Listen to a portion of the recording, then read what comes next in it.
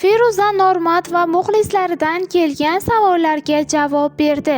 Jahon va o'zbek shou-biznes vakillarining Instagram sahifalariga joylashtirilgan qiziqarli foto va videolarni e'tiboringizga havola qilamiz.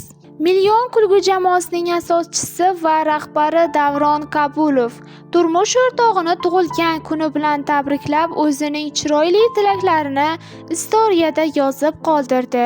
Turmush qurish lotereya bo'lib qolgan bugungi kunda hayotning baland va past yo'llarida hamroh bo'ladigan, qaynota qaynonasining duosini olib, kelin emas qiz bo'la oladigan, mehri, odobi, aqli, andishasi, muomalasi bilan oiladagilar mehrini qozonadigan turmush o'rtoq topish mushkul bo'lib boraveradi bu yog'iga. Masalan, mening biletimga sovrin chiqmagan, men jekpot yutganman.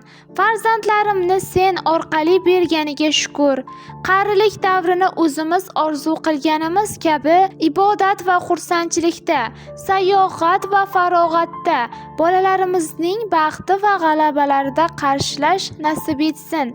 Jannatlardayam yonimda bo'l deb yozib qoldirgan edi. Shu kunlarda sog'lig'idagi muammolar sabab Turkiyada davolanayotgan xonanda Yorqinxo'ja Umarovning muxlisi xonandani holidan xabar olish uchun ko'rgani bordi. Xonanda Afruza kichkintoyini o'zi bilan birga xizmat konsertiga olib borganini sahifasiga joylagan surat izohida yozib qoldirdi. Bobur Mansurov boshchiligidagi Vaynerlar jamoasi imkoniyati cheklangan muxlisining uyiga yo'qlab borib, xonadon egalarini xursand qilishdi. Qaytar dunyo serialidagi Oyjamol obrazi bilan muxlislarga yaxshi tanish bo'lgan. Hozirda oilasi bilan Amerikada yashab kelayotgan aktrisa Gulnora Qosimova o'g'illari bilan tushgan yangi suratini kuzatuvchilarga ulashdi. Taniqli xonanda Ozoda Nursaidova navbatdagi fotosessiya suratlarini tarmoqqa joyladi. Aktrisa Durdona Qurbonova ham bahorning ilk kunida yangi suratlarini muxlislari bilan bo'lishdi.